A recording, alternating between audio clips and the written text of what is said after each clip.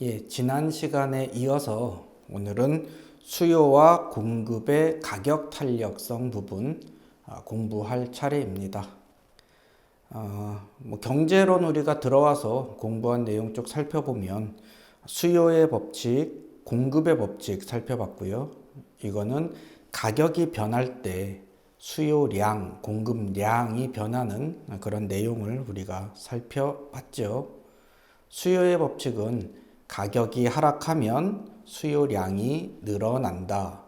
공급의 법칙은 가격이 하락하면 공급량이 줄어든다. 그래서 수요의 법칙은 우하향하는 곡선을 가지고 공급의 법칙은 우상향하는 곡선을 가진다.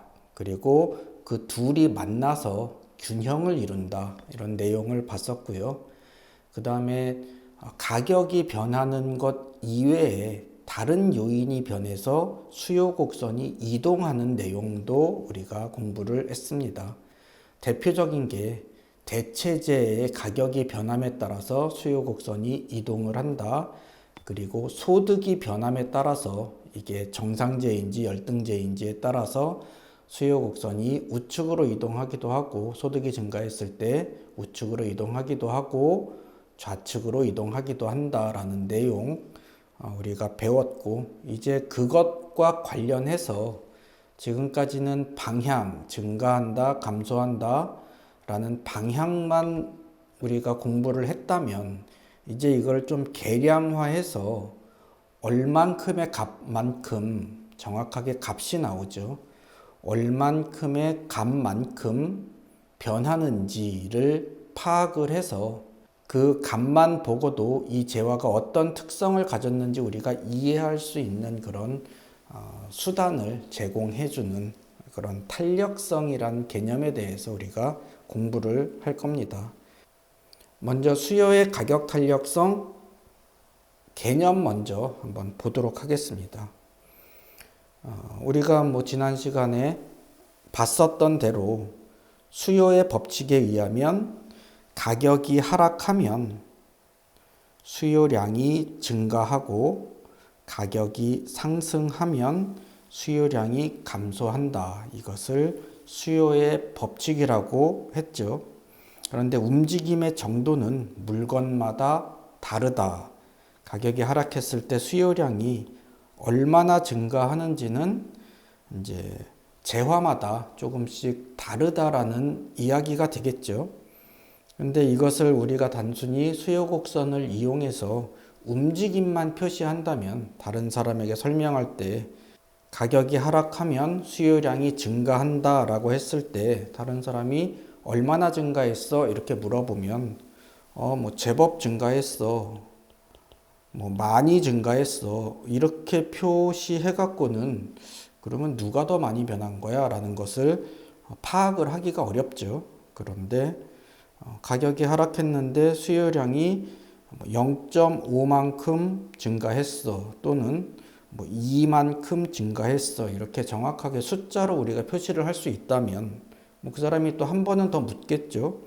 0.5만큼 증가했다라는 게 무슨 의미야? 라고 하면 가격이 10% 하락했다고 해보자. 그러면 수요량이 얼마나 증가했냐 하면 5%, 이 절반인 5% 증가했다라는 의미야. 이만큼 증가했다라고 하면 가격이 10% 하락하면 수요량은 20%만큼 증가했다라는 의미야 라고 한 번만 알려주면 가격이 얼마 변하는지만 알면 수요량이 얼마나 변하는지를 우리가 또 쉽게 알 수 있겠죠. 이 개념이 이제 가격 탄력성, 가격이 변할 때 얼마나 민감하게 변하는지를 나타내주는 값, 이것을 가격 탄력성이라고 합니다. 수요의 가격 탄력성이란 가격 변동에 따른 수요량 변동의 민감성을 측정하는 도구다. 가격이 변했을 때 수요량이 얼마나 민감하게 변하는지를 측정하는 도구다라는 의미.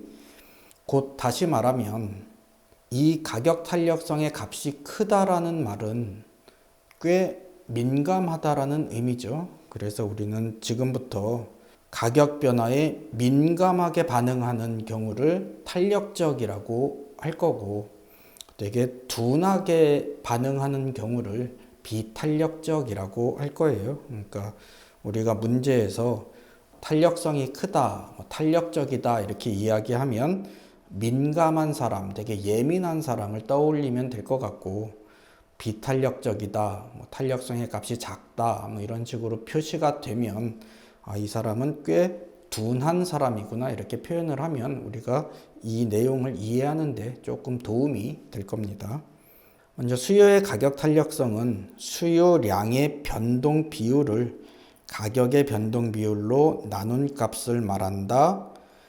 가격의 변화 비율 %값 분의 수요량의 변화 비율, 이것도 퍼센트 값이죠. 아까 예로 든 것처럼 가격이 10% 하락했을 때 수요량이 5% 증가한다라고 하면 이건 나누면 0.5가 되겠죠. 그럼 수요의 가격 탄력성은 0.5구나 이렇게 우리가 계산도 할 수 있고, 방향을 보면 가격이 하락하면 수요량은 항상 증가하죠. 수요의 법칙에 의하면 항상 이 값은 마이너스가 나오겠어요. 방향이 다르다라는 건 마이너스 값이라는 의미고, 모든 수요의 가격 탄력성이 다 마이너스니까 굳이 이 마이너스 값을 유지를 할 필요가 없겠죠. 앞에다가 마이너스를 붙여서 수요의 가격 탄력성은 항상 플러스 값으로 만들되, 이 수요의 가격 탄력성이 마이너스가 되는 일은 없겠죠. 이렇게 되면. 그래서 수요의 가격 탄력성은 0 아니면 0보다 큰 양수의 값을 갖도록 이렇게 만들어 놓은 겁니다. 그러면 이제 뭔가 이 값을 보고 우리가 좀 해석을 할 수 있어야 되겠죠. 예를 들어서 가격이 10% 하락했을 때 수요량도 10% 동일한 값으로 증가한다. 그러면 이렇게 나누면 1이라는 값이 나오겠죠. 이 1을 기준으로 해서 이 1을 단위 탄력적이라고 하고, 이 1을 기준으로 해서 1보다 큰 경우 탄력적 이렇게 이야기하고, 1보다 작은 경우 0부터 1 사이겠죠. 0부터 1 사이인 경우를 비탄력적 이렇게 불러주면 되겠어요. 1은 단위 탄력적, 1보다 크다 그러면 탄력적, 우리는 탄력적이라고 쓰고 예민한 사람이라고 떠올리면 되겠죠. 1보다 작은 경우 비탄력적이라고 쓰고 되게 좀 둔감한 사람, 둔한 사람 이렇게 생각을 하면 되겠어요. 그리고 좀 특수한 경우로 가격이 조금만 변해도 수요량이 무한대로 변한다. 가격이 고정될 수밖에 없는 그런 경우를 완전 탄력적, 탄력성이 무한대라고 하고, 함수로 표현하면 가격이 고정돼 있죠. 가격이 변할 수가 없죠. 조금만 변해도 수요량이 무한대로 변하니까 조금만 올리면 0이 되고 조금만 내리면 무한대가 되고 하다 보니까 가격은 P는 100 이런 식으로 고정된 함수로 이렇게 표현되는 경우를 완전 탄력적, 탄력성이 무한대다 이렇게 우리가 이해하면 되고요. 그 다음에 아무리 가격이 변동해도 수요량의 변동이 없는 경우를 완전 비탄력적 또는 탄력성이 0 이런 경우에는 Q는 200 이런 식으로 아마 표현이 될 거예요. 표시가 될 거예요. 이런 경우를 완전 비탄력적이라고 한다. 그래프로 그리면 수요 곡선이 완전 탄력적인 경우는 이렇게 P는 100이라고 했으니까 이렇게 P와 Q 했을 때 수요 곡선이 수평인 경우 완전 탄력적이라고 하고, 반대로 완전 비탄력적인 경우는 Q는 200 이렇게 값이 고정돼 있죠. 이렇게 완전 수직인 경우 이것을 완전 비탄력적이라고 한다. 요거 뭐 그래프는 뒤에서 다시 한번 다루겠습니다. 자, 그러면 재화가 어떤 성격을 가지고 있는지에 따라서 뭐 어떤 경우에는 탄력적인 상품이 되고 어떤 경우에는 비탄력적인 상품이 되는지 이렇게 쭉 내용이 정리가 돼 있네요. 우리는 뭐 탄력적인 경우만 수요가 탄력적인 경우만 좀 알아두면 될 것 같아요. 아까 탄력적인 경우는 또는 뭐 탄력성이 큰 경우는 아까 탄력적인 건 예민한 사람이라고 했죠. 예민한 사람은 좀 대장을 비좁게 사용해서 뭐 좀 장이 그렇게 뭐 좋지가 않은가 봐요. 뭐 변비가 있을 수도 있고 예민한 사람은 대장을 좀 비좁게 사용한다라고 일단 우리가 기억을 해 둡시다. 진짜 그런지는 모르지만 자, 요 내용을 뭐 한번 쭉 읽어보면 되겠죠. 대는 대체재가 많을수록 탄력성이 크다. 가격이 올랐을 때 이것을 대체할 수 있는 다른 재화가 있다 그러면 그 재화의 소비를 중단을 하고 대체재를 사러 가겠죠. 그러다 보니까 대체재가 많다라고 하면 탄력성이 크다. 여기서 대. 그다음에 측정 기간이 길수록 장기일수록 탄력성이 크다. 단기에는 뭐 이렇게 좀 움직임을 가질 만한 여력이 좀 적지만 장기가 되면 좀 어떤 대체 상품을 찾는 또 뭐 다른 방법을 찾는 이런 운신의 폭이 넓어져서 수요가 탄력적이게 된다. 그 다음에 소비에서 차지하는 비중. 이 비중이 클수록 탄력성이 크다. 뭐 지출에서 차지하는 비중이 작으면 뭐 큰 부담이 안 되니까 뭐 껌값이 뭐 50% 인상됐다 그래갖고 그렇다고 우리가 뭐 크게 어려움을 겪는 건 아니니까 이런 경우에는 좀 민감하지 않게 반응할 수 있지만 고가의 상품, 비중이 큰 상품이 가격이 인상이 됐다 그러면 소비에서 차지하는 비중이 높아지니까 우리가 좀 가격에 민감해질 수밖에 없다. 뭐 당연한 얘기가 되겠어요. 그리고 재화의 분류 범위가 좁을수록 탄력성이 커진다. 뭐 예를 보면 뭐 아파트 전체라고 재화의 분류를 이렇게 정해 놓고 보면 대체 가능성 있는 상품이 뭐 오피스텔, 뭐 단독주택 이렇게 좀 한정적이지만 이 분류 범위를 좀 좁게 해서 뭐 일산 지역의 아파트 이렇게 재화의 분류 범위를 한정하면 좀 대체할 수 있을 만한 다른 지역의 아파트들 쉽게 우리가 대체할 수가 있죠. 이런 경우 대체재를 찾기가 쉬워지기 때문에 탄력성이 커진다. 우리가 이렇게 해석할 수 있고요. 왜 좁까지 했나요? 개는 아무것도 없습니다. 그 다음에 사치재의 성격이 강할수록 탄력성이 크다. 필수품은 가격 상승한다 그래서 소비를 확 줄이기가 어려운데 밥은 먹고 살아야죠. 하지만 사치재다 그러면 가격에 따라서 우리가 좀 민감하게 이렇게 좀 움직일 수가 있습니다. 그래서 사치재의 경우는 소비를 쉽게 줄일 수 있어서 가격에 대한 탄력성이 크다라고 이해하면 되겠어요. 그 다음에 다양한 용도 가진 상품일수록 탄력성이 크다.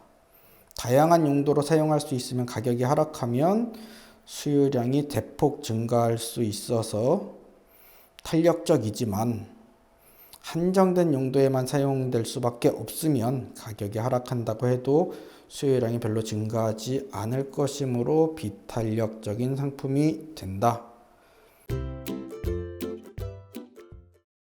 우선 뭐 대장 비좁게 사용이라는 것 기억해 두시고 한 번씩 읽어보면서 생각하면 이런 경우에는 가격이 변했을 때 내가 수요를 단념할 수가 있겠다. 또 수요를 확 증가시키겠다라는 그런 내용들 한 번만 생각해 보면 좀 쉽게 우리가 이해할 수 있을 겁니다. 자, 이번엔 공급의 가격 탄력성 한번 보겠습니다. 공급 가격 탄력성 마찬가지로 재화의 가격이 상승했을 때, 가격이 이제 변했을 때 공급자가 생산량을 얼마나 신속하게 늘릴 수 있는지에 따라서 결정된다. 신속하게 가격이 상승했다라고 하면 신속하게 공급량을 늘린다. 엄청. 그러면 탄력적이라고 하고, 신속하게 반응을 하지 못한다. 공급을 늘렸으면 하는데 시간이 오래 걸릴 수도 있고 공급이 원활하지 않을 수도 있죠. 그런 경우 가격에 따라서 잘 반응하지 못한다. 무덤덤하다 라고 하면 비탄력적이라고 한다. 수요하고 마찬가지로 이렇게 이름을 붙이고 있어요. 공급의 가격 탄력성 구하는 것 역시 공급량의 변동 비율을 가격의 변동 비율로 나눈 값을 말한다. 가격의 변화 비율 퍼센트 분의 공급량의 변화 비율 퍼센트 이렇게 구할 수 있겠죠. 가격이 10% 상승했을 때 예를 들어서 공급량이 10% 상승한다. 이것은 공급 곡선은 우상향하는 곡선이고 가격이 상승하면 공급량이 증가하고 정의 방향이죠. 양의 방향이죠. 항상 플러스의 값을 가지니까 아까 수요의 가격 탄력성은 앞에 마이너스를 붙여주거나 절대값을 씌워주거나 그랬을 텐데 이것은 항상 같은 방향으로 움직이니까 무조건 플러스의 값이 나오고 수요의 가격 탄력성과 마찬가지로 이것도 0부터 무한대까지의 값을 갖겠죠. 근데 10% 상승했을 때 공급량이 10% 증가했다. 즉 값이 1이다 라고 하면 마찬가지로 단위 탄력적이라고 하고,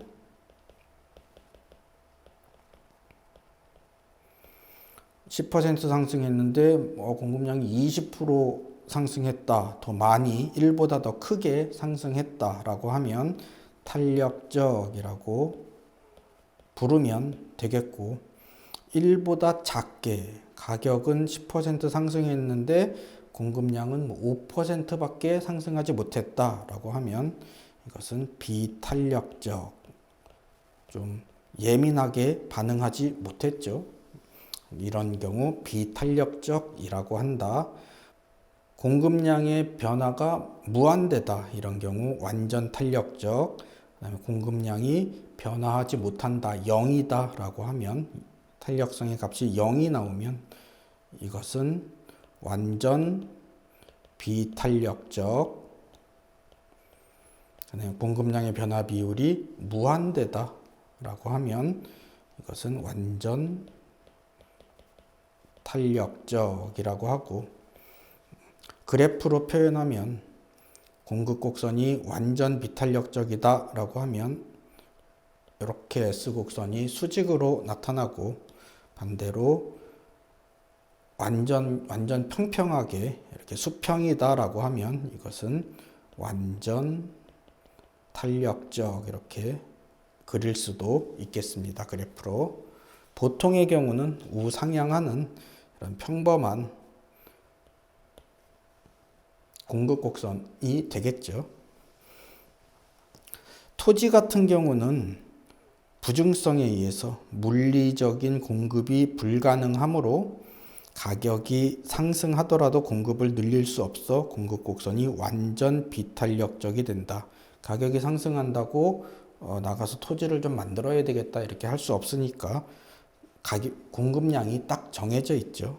공급 곡선이 수직인 완전 비탄력적인 상황이 물리적 공급인 경우 완전 비탄력적이라고 볼 수 있고, 공급 곡선이 완전 수직이라고 볼 수 있고, 다만 용도 변경 등을 통한 용도적 공급은 가능하므로 용도적 공급까지 포함해서 생각해 보면 좀 우상향하긴 하지만 비탄력적인, 뭐 용도 변경이 또 그렇게 또 수월한 건 아니잖아요. 그래서 탄력적으로 움직이진 못하지만 어쨌든 힘겹게 가격이 상승했을 때 공급량을 늘릴 수는 있다. 뭐 이 정도 이해하면 되겠어요. 자, 공급의 가격 탄력성에 영향을 미치는 요인. 우리가 수요 곡선은 뭐 대장 비좁게 사용해서 이렇게 좀 외워뒀는데 공급 곡선은 외울 필요까지는 없겠어요. 문제 많이 안 나온다는 얘기죠. 뭐 한번 읽어보면 유유 설비가 많은 경우 공급의 가격 탄력성은 커진다. 유휴 설비, 뭐 지금 놀고 있는 설비들이 있으면 가격이 상승했을 때 뭐 즉각 생산을 늘릴 수 있으므로 뭔가 좀 쉽게 생산량을 늘릴 수 있으므로 탄력적일 수 있다. 그러나 농산물, 부동산 등 생산에 장기간이 소요되는 재화의 경우에는 가격이 오르더라도 즉각적인 공급 증가가 어렵기 때문에 비탄력적이 된다. 특히 부동산 시장, 용도적 공급까지 감안하더라도 비탄력적인 공급 곡선이 될 수밖에 없는 뭐 이런 시장의 특성까지 좀 이해하면 좋겠어요. 공급의 가격 탄력성은 장기에 더 탄력적이다. 수요하고 마찬가지로 장기가 되면 뭔가 좀 운신의 폭이 넓어져서 뭔가 좀 해볼 만한 게 생길 거예요. 또 그런 거 시간만 좀 여유 있게 주면 우리는 또 뭐든지 해내는 그런 또 민족이잖아요. 그러니까 장기가 되면 이제 더 탄력적이다. 그리고 뭐 부동산의 경우는 정부 정책이나 규제도 공급의 가격 탄력성에 영향을 미친다. 뭐 당연히 그렇겠죠. 정부 정책 규제에 의해서 좀 공급이 원활하지 못한 경우가 뭐 종종 생기고 뭐 각종 인허가를 통한 규제, 뭐 법규에 의해서 뭐 하지 못하게 한다거나 뭐 이런 일들이 있을 때 공급자는 이렇게 공급량을 늘리려고 하는데 그러한 제한들 때문에 좀 즉각적으로 반응하기 어렵게 만드는, 불편하게 만드는 이런 요인들이 있으면 공급의 가격 탄력성은 비탄력적이 된다.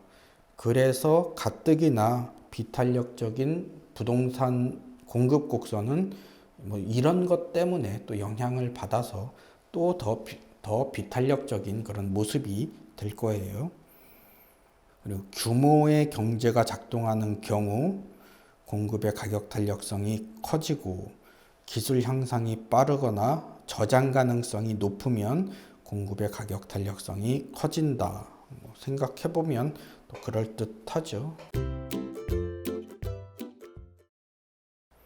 이제 그래프를 이용해서 우리가 곡선만 보고도 이게 탄력적인지 비탄력적인지 이제 구별해내는 그런 연습을 좀 할 필요가 있겠어요. 이렇게 탄력적인 그래프, 비탄력적인 그래프를 그릴 수 있어야 문제에서 뭐 탄력적인 경우 뭐 어떻게 변했는데 무슨 일이 일어날까라고 했을 때 우리가 탄력적인 그래프를 그릴 수 있어야 그 변화를 쉽게 우리가 이해할 수 있으니까 그래프를 통해서 이게 탄력적인지 비탄력적인지 구별하는 것도 우리가 좀 공부를 해야 되겠습니다.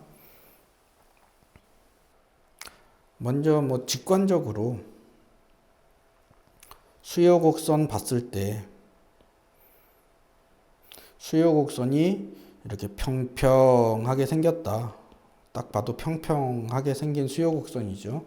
이런 경우는 위에서 이렇게 공을 떨어뜨렸을 때 탄력이 좋겠어요. 그래서 이렇게 퉁퉁 잘 튀죠. 이런 경우 탄력적이다. 이렇게 평평하게 생기면 탄력적이다. 이렇게 우리가 이해를 하면 되고, 반대로 수요 곡선이 이렇게 되게 가파르게 이렇게 생겼다라고 하면 위에서 공을 떨어뜨리면 조금 튈라 그러다 붕 하고 떨어지죠. 많이 아프겠죠. 이런 경우 비탄력적이다. 탄력적인지 비탄력적인지 그 구별하는 탄력성이 1인 뭐 그 경우는 뭐 가장 평범하게 이렇게 그냥 한 45도 정도 이렇게 생겼겠죠. 이렇게 좀 이게 직선이 아니죠. 이게 살짝 휘었어요. 자세히 보시면 이런 경우 뭐 단위 탄력적이다 이렇게 보시면 되고, 이 단위 탄력적인 탄력성의 값이 1인 것보다 큰 경우는 우리가 그래프를 평평하게 이렇게 그리면 되겠고, 비탄력적인 수요 곡선 그러면 이렇게 가파르게 딱 봐도 탄력이라고는 없을 것 같아요. 그냥 떨어지면 죽을 것 같아요. 이런 경우 비탄력적이다. 그러니까 그래프가 평평한지 급한지 보고 탄력적인지 비탄력적인지 구별할 수 있다. 그리고 아까 잠깐 봤듯이 가격이 딱 정해져 있다. 가격이 변할 수 없다. 이렇게 수평이다 라고 하면 이거는 완전 탄력적. 너무 예민한 거죠. 뭐 전혀 이렇게 가격의 변화를 용납을 못하는 이런 경우 완전 탄력적. 그 다음에 이렇게 수직이다 라고 하면 이거는 완전 비탄력적. 이렇게 무딘 사람은 가격이 변한다고 해서 수요량을 전혀 조절을 할 수가 없죠. 가격이 100원이어도 그냥 100개 사는데 가격이 1000원으로 올랐다 그래도 100개를 사는 뭐 이런 경우 완전 비탄력적. 이 정도 되면은 좀 뭐 바보 이렇게 얘기해도 될까요? 공급 곡선도 마찬가지네요. 우상향하는 예쁘장하게 생긴 공급 곡선을 단위 탄력적이라고 했을 때 그거보다 더 기울기가 급한, 딱 봐도 이렇게 생겼죠. 이렇게 생기면 딱 봐도 탄력성이라고는 없어 보이죠. 이거 떨어지면 이렇게 죽겠죠. 이 경우 비탄력적. 그 다음에 공급 곡선이 우상향하기는 하는데 이렇게 평평하다 이러면 떨어져도 좀 탄력이 좀 있겠죠. 탄력적. 그래프가 어떻게 생겼는지 보고 우리가 비탄력적인지 탄력적인지 구별하는 거예요. 자, 탄력적이다 못해서 완전 평평하다, 완전 탄력적. 이 경우는 뭐 하나도 안 다치겠어요. 가파르다 못해 완전 수직이다 라고 하면 완전 비탄력적. 여기서는 떨어지면 꽂혀갖고 바로 죽겠어요. 조금만 옆으로 떨어져도 그냥 땅에 떨어질 거고요. 뭐 어쨌든 편한 대로 이렇게 그래프의 생김새를 보고 우리가 구별만 하면 되니까요. 자, 이 경우가 이제 수요 곡선, 공급 곡선이 이름이 수요 곡선, 공급 곡선, 곡선인 경우가 일반적인 경우니까 이런 곡선인 경우 그래프가 평평한지 아니면 이렇게 급한지를 보고 수요 곡선, 공급 곡선 모두 다 우리가 탄력적인지 비탄력적인지 구분했는데, 특별한 경우 만약에 수요 곡선이 직선이라면, 공급 곡선이 직선이라면 조금 탄력성을 해석하는 게 좀 다릅니다. 그 내용 한번 보시겠습니다. 직선인 경우, 뭐 일반적인 경우는 평평함의 정도로 탄력성을 판단했는데 수요 곡선과 공급 곡선이 직선인 선분이라면, 직선이라는 얘기죠. 직선이라면 좀 탄력성을 특수하게 판단한다. 이 경우에는 요렇게 지금 직선인 수요 곡선이죠. 요 중앙점, 요 길이가 같은 딱 가운데 점을 탄력성이 1인 점이라고 하고, 이것보다 이제 좌측에 있는 부분을 탄력적인 구간, 탄력적인 부분, 그 다음에 이거보다 아래쪽 우측에 있는 부분을 비탄력적인 부분, 이렇게 선분 직선 하나에 탄력성의 값이 전부 다 점마다 다르다는 거죠. 이것도 좀 위쪽을 보면 만약에 저 위에서 떨어지는데 어느 쪽에 떨어지는 게 안전하겠어요? 이쪽에 좀 이렇게 뭔가 좀 여지가 있는 쪽에 떨어지는 게 쿠션이 좀 있겠죠. 이렇게 좀 탄력성이 좀 있어 보이잖아요. 이쪽 좌측 부분이 탄력적인 부분이고, 아마 오른쪽에 떨어지면 이게 좀 쿠션이 별로 없어서 땅에 부딪힐 거예요. 이쪽이 비탄력적인 부분. 이렇게 직선인 경우는 좌측인지 우측인지에 따라서 이제 탄력적인 부분, 비탄력적인 부분 이렇게 구분할 수 있고, 딱 이렇게 좀 한 가운데 정 가운데 부분이 탄력성이 1인 부분이다. 이렇게 수요 곡선의 경우 이렇게 이해를 하시면 되고요. 공급 곡선 같은 경우는 탄력성이 1인 경우는 원점에서 출발을 하는 경우 탄력성이 1이다. 직선인 경우입니다. 직선인 경우 원점을 통과해서 우상향한다 그러면 탄력성이 1인 공급 곡선이고, 이렇게 P축을 끊고 지나간다 라고 하면 탄력적인 공급 곡선, 그 다음에 Q축을 끊고 지나가는 경우 비탄력적인 공급 곡선, 이렇게 어디를 지나가는지, 끝이 어디를 지나가는지를 보고 탄력적인지 비탄력적인지 구분할 수 있겠어요. 자, 이것도 뭐 떨어져 보죠. 이것도 떨어지면 조금 이렇게 위에 있는데 떨어지는 게 좀 안전하겠죠. 이렇게 아래에 있는데 떨어지면 땅에 부딪힐 거예요. 이렇게 쿠션이 좀 탄력이 좀 있는 듯 하다가 땅에 부딪히니까 죽을 것 같아요. 자, 그래서 이 경우도 우리가 그래프를 보고 직선인 경우에도 탄력적인지 비탄력적인지 구분할 수 있다. 자, 그러면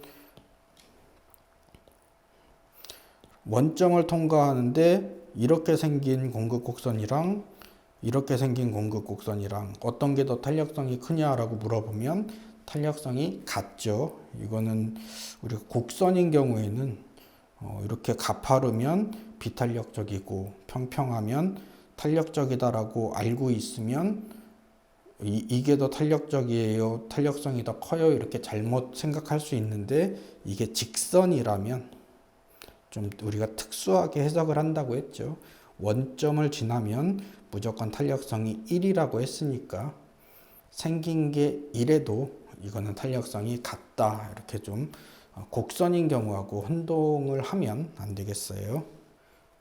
예, 오늘은 여기까지 이제 탄력성의 개념, 그 다음에 우리가 그래프를 보고 탄력적인지 비탄력적인지 구별하는 내용까지 공부를 했고, 이제 우리가 배운 이 탄력성의 개념을 통해서, 이 가격 탄력성의 개념을 통해서 우리가 뭐 수요가 변했을 때, 공급이 변했을 때 좀 분석해낼 수 있는 그런 연습을 추가적으로 좀 더 하기로 하겠습니다. 탄력성은 좀 분량이 많으니까 강의를 좀 2개로 나눠서 이렇게 하도록 하겠습니다.